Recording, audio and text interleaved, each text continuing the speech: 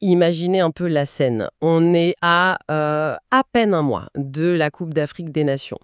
Et l'un des plus grands talents du foot sénégalais, un jeune de 20 ans, Hassan Diao, qui a littéralement mis le feu à la Serie A en Italie, eh ben, au lieu de préparer le tournoi de sa vie, il est au cœur d'une énorme polémique. Sa participation est complètement en suspens. Et ce qui est incroyable, c'est que tout part d'une simple blessure musculaire. C'est pas une grosse fracture, non. Une petite lésion qui, d'habitude, ça fait une brève dans les journaux et c'est tout.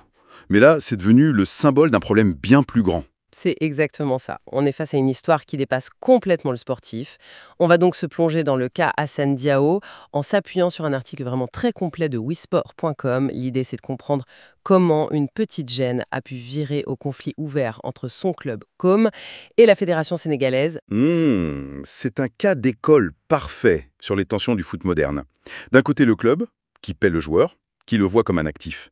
Et de l'autre, la sélection, qui représente l'honneur, le rêve de tout un pays. Et au milieu de tout ça, un gamin de 20 ans. Allez, on y va.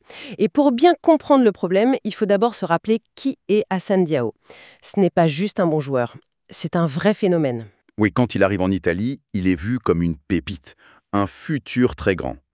Et il ne met pas longtemps à le prouver. Son arrivée à Com, en Série A, elle est... Fracassante. C'est pas une petite adaptation en douceur, hein. Non. Il arrive et il explose tout de suite. Ah mais fracassant, c'est presque un mot trop faible. Les chiffres sont fous.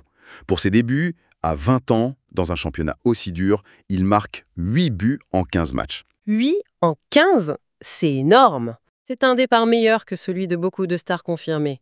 Il n'est pas là pour apprendre, il porte l'équipe sur ses épaules et lui assure le maintien à lui tout seul, ou presque. Il a vraiment tout cassé. C'est l'ascension de rêve, quoi, le genre de truc qui fait les gros titres. Sauf que la belle machine va se gripper. Et de manière très brutale. Le tournant, c'est en avril 2025. Et là, le conte de fées devient un cauchemar physique. Le corps lâche. Et ce n'est pas une petite fatigue, c'est une vraie accumulation de blessures.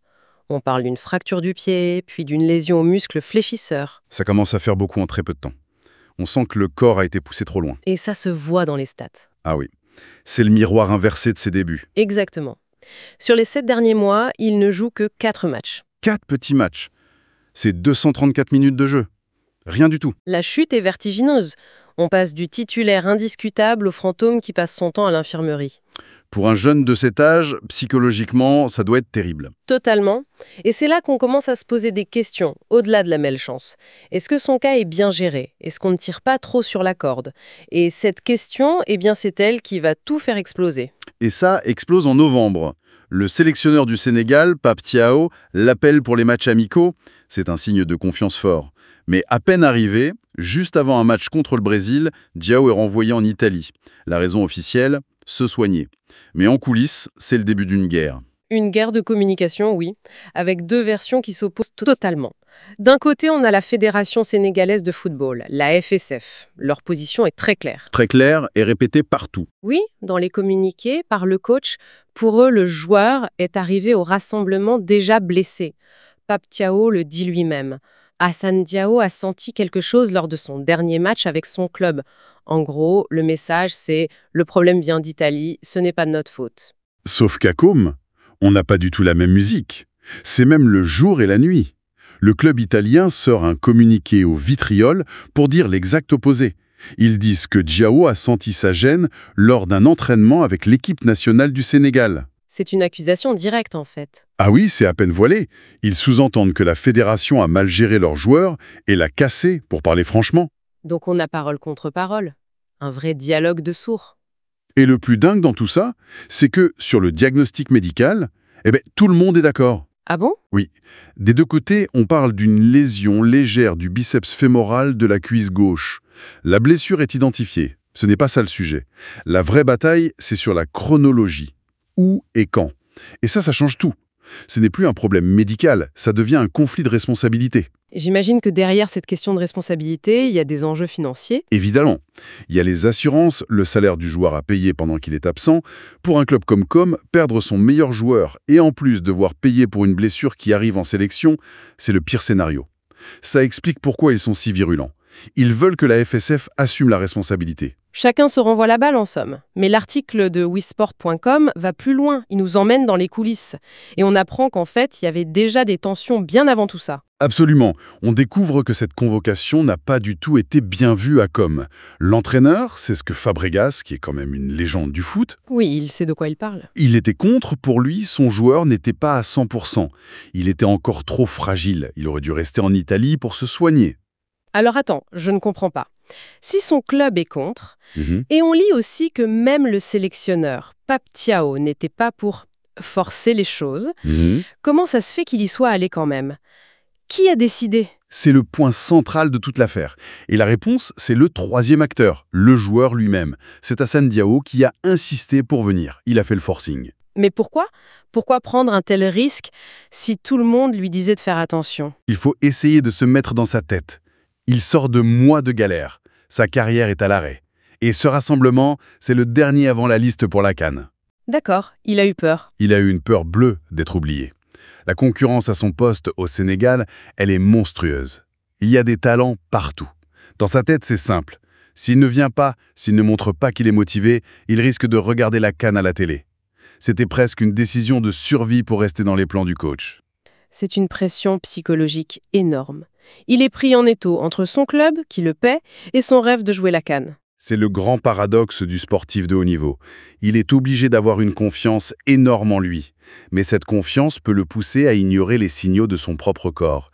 Et c'est là toute l'ironie tragique de l'histoire. L'article le dit très bien.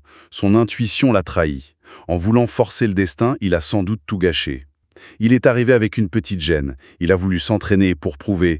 Et c'est l'entraînement de trop qui a aggravé les choses. Et surtout, qui a rendu son club foudrage. Forcément, il l'avait prévenu. Exactement. Bon, alors, concrètement, pour la CAN, ça sent mauvais, non? Alors, le diagnostic, c'est 2 à 3 semaines d'absence. Sur le papier, à 1 mois de la compétition, ça pourrait le faire. Juste. Mais ça pourrait. Sauf qu'il y a 2 énormes problèmes. Le premier, il arriverait sans aucun rythme. Et le deuxième, le plus important, c'est son club. Tu veux dire que Com pourrait s'opposer à son départ, même s'il est pas apte? Ils ne vont certainement pas lui faciliter la tâche. Après cet épisode, la confiance est totalement rompue. Ils ne vont pas libérer facilement leurs joueurs, comme le dit l'article. On va tout droit vers un bras de fer si le Sénégal le sélectionne. Et ce genre de bras de fer, ce n'est pas la première fois pour le Sénégal, il me semble. L'article fait un parallèle intéressant, Oui, le fameux cas Ismaïla Sarr avant la CAN 2021. celle qu'ils ont gagnée en plus. Exactement. Pour ceux qui ont oublié, c'était un feuilleton incroyable. Sarr était blessé, son club de Watford refusait de le libérer, la Fédé sénégalaise envoyait son propre médecin en Angleterre pour l'examiner, ça a été très très tendu. Un vrai thriller. Mais à la fin, ça s'était bien terminé, non?